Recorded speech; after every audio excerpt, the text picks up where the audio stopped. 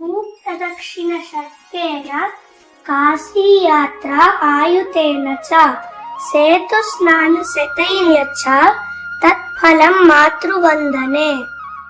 6 మార్లు భూప్రదక్షిణ చేస్తే ఎంత ఫలితమో, 10,000 మార్లు కాశీయాత్ర చేస్తే ఎంత ఫలితమో, 100 మార్లు రామేశ్వరం సముద్ర స్నానం చేస్తే ఎంత ఫలితమో, అమ్మకు నమస్కరిస్తే అంత ఫలితం. పితృదేవో భవ. తండ్రి సాక్షాత్తు శివుడి స్వరూపం. ఇప్పుడు మనం అమ్మా నాన్నకి ప్రదక్షిణం చేసి నమస్కారం చేద్దాం.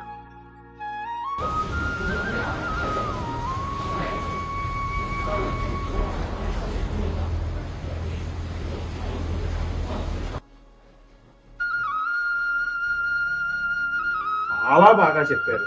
నేను మీకు చెప్పిన విషయాన్ని చక్కగా ఆచరించి చూపించారు. అలాగే మనిద్దరం కూడా అమ్మా నాన్నగారికి ప్రదక్షిణం చేసి నమస్కారం చేద్దాం.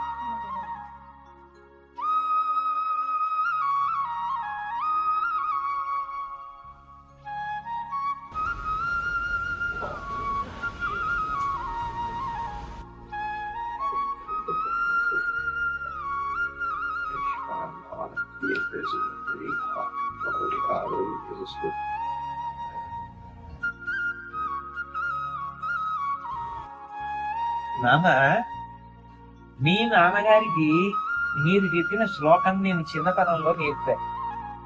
మీ నాన్నగారు ఆ సంస్కారం నిలబెట్టుకుని ఆ శ్లోకం మీకు నేర్పారు. మీరు ఆ శ్లోకం చదివి మీ అమ్మగారికి నాన్నగారికి నమస్కారం చేశారు. మీ అమ్మ నాన్నగారు మాకు నమస్కారం చేశారు. మరి ఇప్పుడు నేనెవరికి నమస్కారం చేయాలి?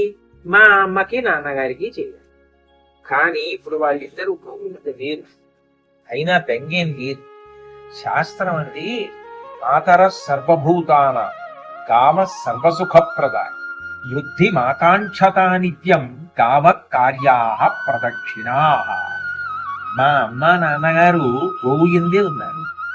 మా అమ్మ నాన్నగారే కాదు, సమస్త దేవతలు గోవు ఎందే ఉన్నారు. అందుకని నేను గోవుకి ప్రదక్షిణం చేసి నమస్కారం చేస్తే మా అమ్మగారికి నాన్నగారికి నమస్కారం చేసేసినట్లే. వాళ్ళ ఆశీర్వచనం నాకు దొరుకుతుంది. అందుకని నేను ఇప్పుడు ప్రదక్షిణం చేసి నమస్కారం చేస్తాను. మా నాన్నగారు మీకేమవుతారు? ముత్తాత గారు అవుతారు.